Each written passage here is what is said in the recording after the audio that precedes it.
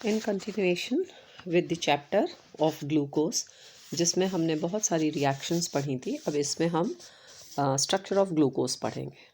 Structure of glucose can be determine with 4 steps. 4 steps के द्वारा हम ग्लूकोज का स्ट्रक्चर डिटर्मिनेशन करेंगे, जिसमें पहला स्टेप आता है डिटर्मिनेशन ऑफ मॉलिक्यूलर फॉर्मूला, दूसरा है ओपन चेन स्ट्रक्चर, तीसरा कन्फिगरेशन और चौथा है साइक्लिक स्ट्रक्चर। जब हम फॉर्मूला डिटर्मिन करते हैं इसका ग्लूकोज का, तो ये पाया गया कि इसका जो फॉर्मूला है वो C6H12O6 है। जब हम ओपन चेन स्ट्रक्चर के बारे में बात करते हैं तो on the basis of its chemical reaction open chain structure of glucose is determined. जो इसकी केमिकल रिएक्शंस हैं उनके बेसिस पर ये इसका ओपन चेन स्ट्रक्चर जो है उसको डिटर्मिन किया जाता है, और इसको जनरली वही रिएक्शंस स्टडी की जाती हैं जो कि हमने मोनोसैकेराइड्स के केस में स्टडी करी हैं। इसमें सबसे पहली रिएक्शन है एल्डिहाइडिक ग्रुप की उपस्थिति, presence of aldehyde group. Glucose on reaction with hydrogen cyanide, glucose का हाइड्रोजन साइनाइड के साथ जब रिएक्शन कराया जाता है तो साइनोहाइड्रन्स की प्राप्ति होती है, और जब हाइड्रोक्सिलामीन के साथ रिएक्शन कराया जाता है तो ऑक्साइम्स की प्राप्ति होती है। जैसा कि हम इस इक्वेशन में भी देख रहे हैं, हाइड्रोजन साइनाइड के साथ ग्लूकोज साइनोहाइड्रन्स बनते हैं और हाइड्रोक्सिलामीन के साथ ग्लूकोज ऑक्साइम्स की प्राप्ति होती है। तो इसका मतलब ये हुआ कि कार्बोनिल ग्रुप जो है वो इसमें प्रेजेंट है। कार्बोनिल ग्रुप की उपस्थिति ही साइनोहाइड्रन्स और ऑक्साइम्स को फॉर्म कराती है। Because glucose on oxidation with bromine water gives monocarboxylic acid, यदि हम ग्लूकोज का ब्रोमीन वाटर के साथ ऑक्सीडेशन कराते हैं तो मोनोकार्बोक्सिलिक एसिड्स की प्राप्ति होती है, जो कि same number of carbon atoms होते हैं। दैट मीन्स कार्बन एटम की संख्या उसमें घटती बढ़ती नहीं है। देयरफॉर कार्बोनिल ग्रुप जो है वो एल्डिहाइडिक ग्रुप के रूप में उपस्थित है। यानी ग्लूकोज का ऑक्सीडेशन कराने पर ब्रोमीन वाटर के साथ यदि हमें एसिड की प्राप्ति हो जो कि मोनोकार्बोक्सिलिक नेचर का हो, तथा उसमें नंबर ऑफ कार्बन एटम्स उतने ही हों जितना कि हमने ग्लूकोज से स्टार्ट किया, यानी C6 कार्बन एटम्स हैं, तो जो हमें एसिड प्राप्त होगा उसमें भी कार्बन की संख्या बराबर रहे, तो ये इंफॉर्मेशन देता है कि ग्लूकोज में जो कार्बोनिल ग्रुप है वो एल्डिहाइडिक नेचर का है। इसी तरह से फिर जो नेक्स्ट रिएक्शंस है उसमें आता है कि it reduces Fehling solution and Benedict solution. Fehling solution और बेनेडिक्ट सोल्यूशन को वो रिड्यूस करके रेड प्रेसिपिटेट क्यूप्रस ऑक्साइड का देता है।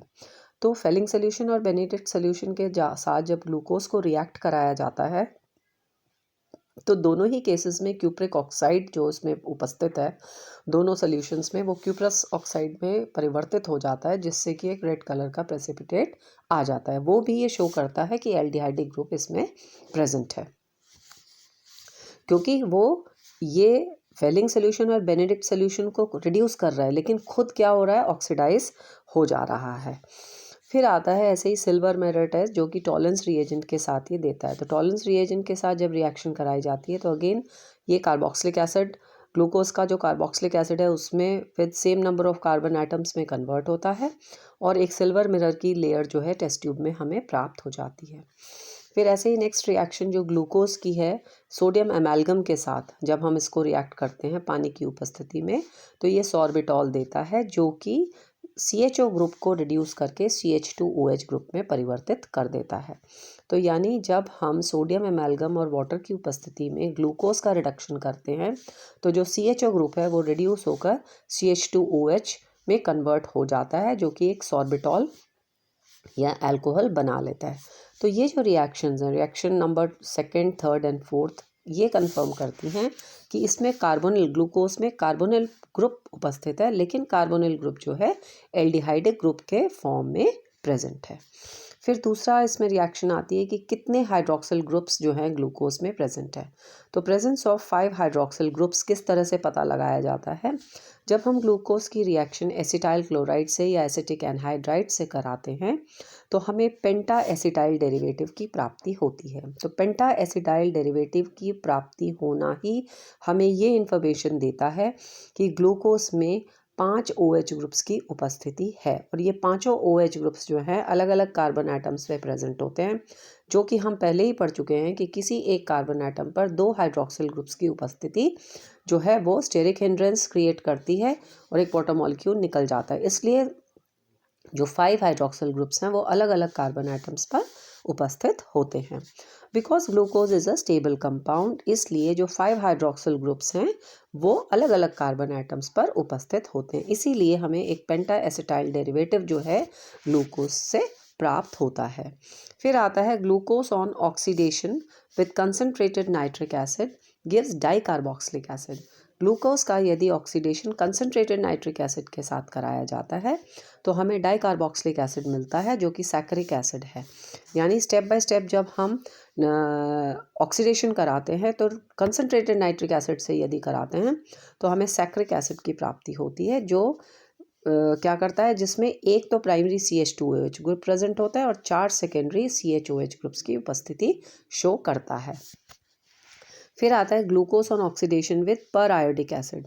पर आयोडिक एसिड के साथ जब रिएक्शन कराया जाती है तो 5 मॉलिक्यूल्स तो हमें फॉर्मिक एसिड के प्राप्त होते हैं और एक मॉलिक्यूल फॉर्मल्डिहाइड का प्राप्त होता है। ये भी यही शो करता है कि 1 CH2OH जो ग्रुप है वो तो फॉर्मल्डिहाइड देता है और 4 जो CHOH ग्रुप्स हैं and 1 CH group having 5 molecules of formic acid.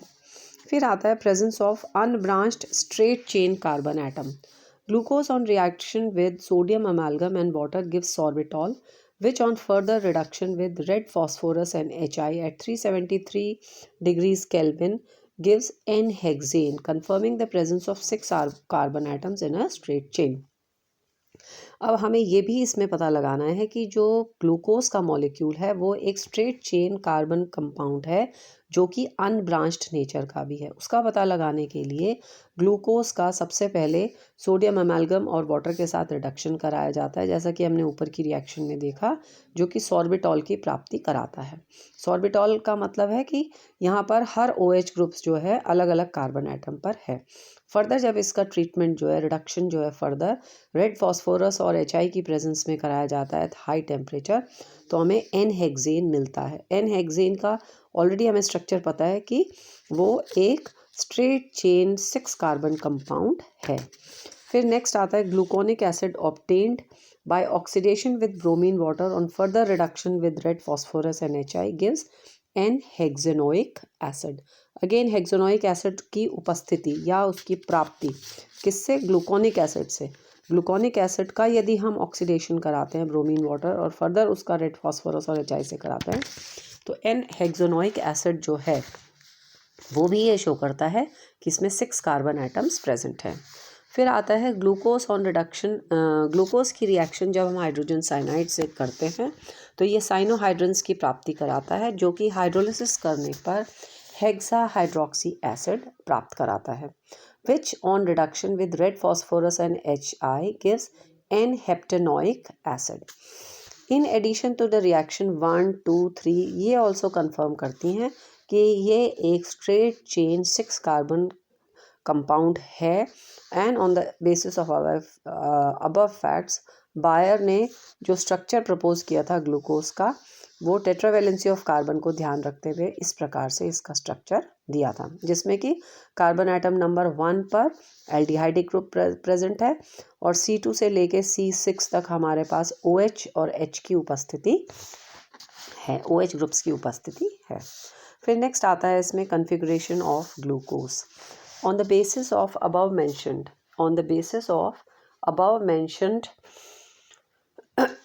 structure of glucose, there are 4 asymmetric carbon atoms present. C2 से लेके C5 तक क्या हैं? हमारे पास 4 asymmetric carbon atoms present हैं. So there should be 16 possible isomers. क्योंकि asymmetric carbon atom का अभिप्राय क्या हुआ कि चारों ग्रुप्स जो उस पर अटैच्ड हैं वो अलग अलग हैं, तो इसके 16 स्टीरियो आइसोमर्स होने चाहिए। To know the configuration of glucose, a lower aldose is converted into higher aldose by Kiliani's synthesis. जब हम ग्लूकोज का कन्फिग्रेशन पता लगाना चाहते हैं तो हमने यहाँ एक चीज़ जो ऑब्जर्व करी है कि C2 से लेके C5 तक हमारे पास 4 एसिमेट्रिक कार्बन एटम्स हैं, जिसके लिए क्या पॉसिबिलिटीज़ है कि इसमें 16 टाइप के स्टीरियो आइसोमर्स हो सकते हैं।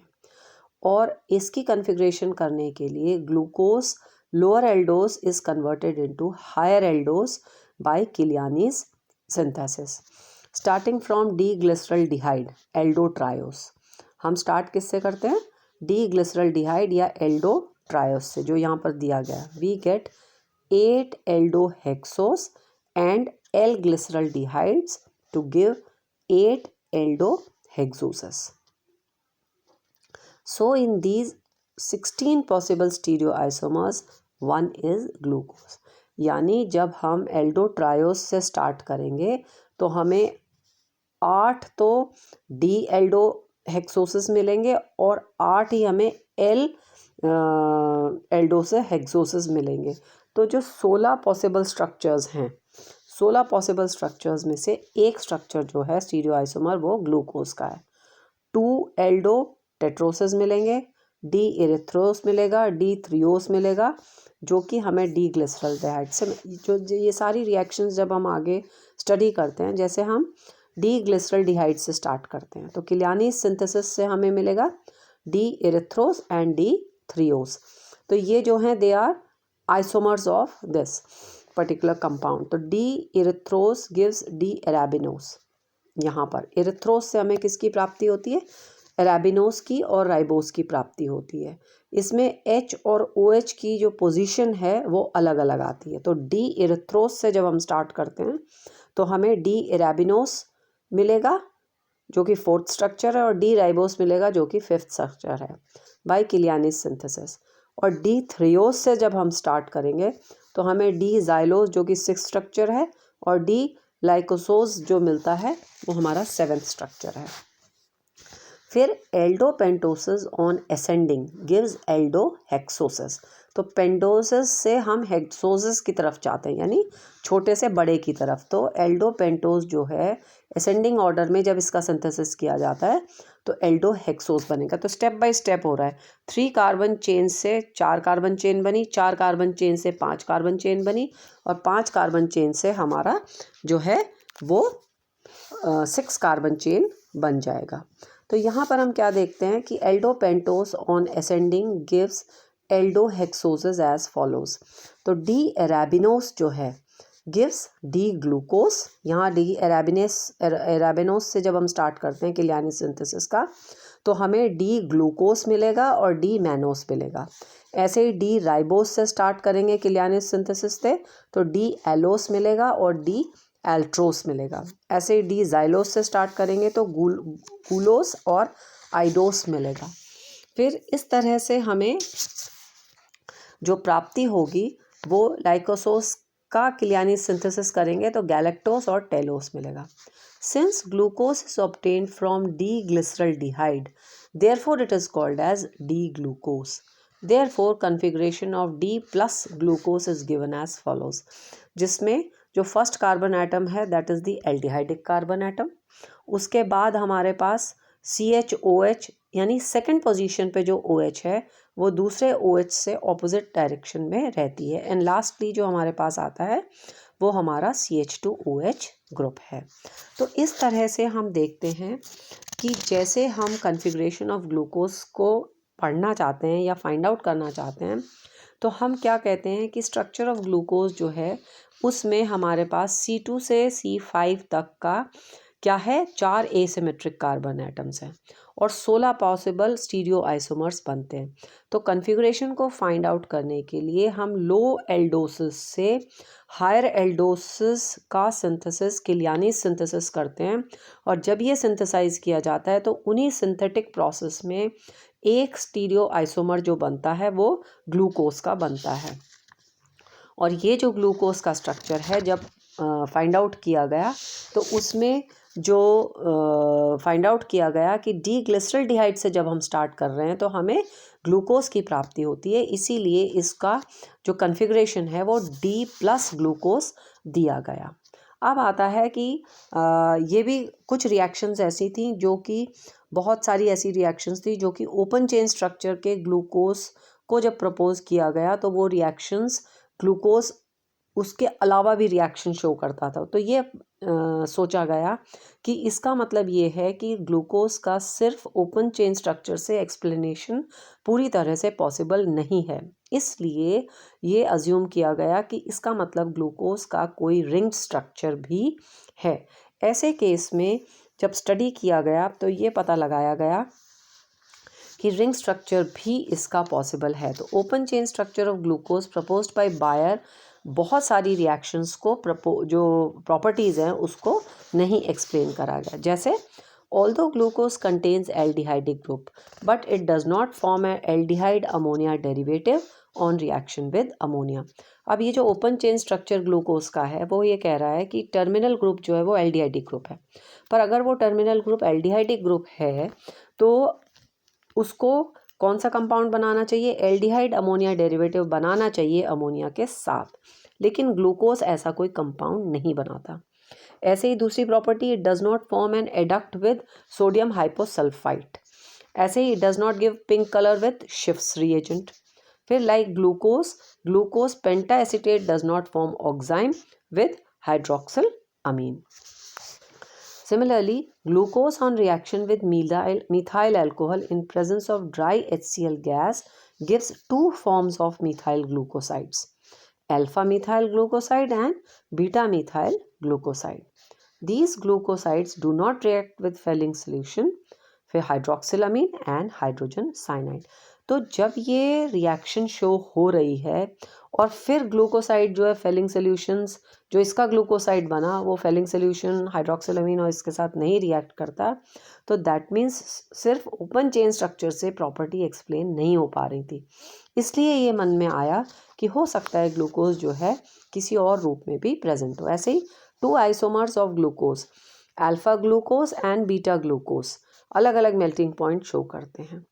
फिर म्यूटा रोटेशन की जो प्रॉपर्टी है, value of specific rotation of fresh solution of alpha glucose which is crystallised from ethanol is plus 112 degrees, which reduces slowly to 52.6 and becomes constant.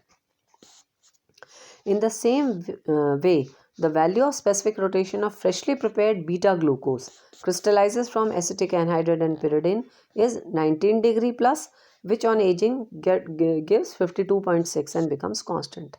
तो ये जो change है from left to right and right to left, this change in the value of specific rotation is called as muta rotation. Mostly monosaccharides जो है वो muta rotation show करते हैं। फिर ऐसे ही इसके लिए जो एक स्ट्रक्चर प्रपोज किया गया, 5 मेंबर्ड रिंग स्ट्रक्चर ग्लूकोज का प्रपोज किया गया म्यूटा रोटेशन को एक्सप्लेन करने के लिए। To explain mutarotation, Tollen and Ederman proposed 5 membered ring structure of glucose in which butylene oxide या gamma oxide rings are present. Aldehyde group at carbon atom number 1, carbon atom on intermolecular reaction with hydroxy group carbon atom number 4, carbon forms an hemiacetal group. Structure of this hemiacetal is in the form of cyclic oxide. It means it possesses furano structure. Due to ring structure, aldehyde group containing the carbon atom number 1 पे ये asymmetric हो जाता है और दो isomers बनाता है, alpha glucose and beta glucose. This type of isomer जो है वो एनोमर्स कहलाते हैं। ये क्या कहलाते हैं? एनोमर्स कहलाते हैं। Following structure could be proposed for 5 membered alpha and beta glucose. तो इसके बेसिस पर जो टॉलन और एडरमैन ने दी थी, जो एक हेमी एसिटल कंपाउंड का फॉर्मूला दिया और अल्फा और बीटा ग्लूकोज के 2 स्ट्रक्चर प्रपोज किए गए इनको देखते हुए, जिसमें कि एक कार्बन एटम नंबर 1 और कार्बन एटम नंबर 4 को एक ऑक्सीजन से लिंक किया गया जिसको कि हेमी एसिटल स्ट्रक्चर दिया गया। लेकिन फिर भी बहुत सारी प्रॉपर्टीज़ जो हैं इससे भी क्योंकि नहीं एक्सप्लेन की गई, तो फिर इसके लिए जो है दूसरा स्ट्रक्चर प्रपोज किया गया जो कि हम नेक्स्ट लेक्चर में पढ़ेंगे। Thank you.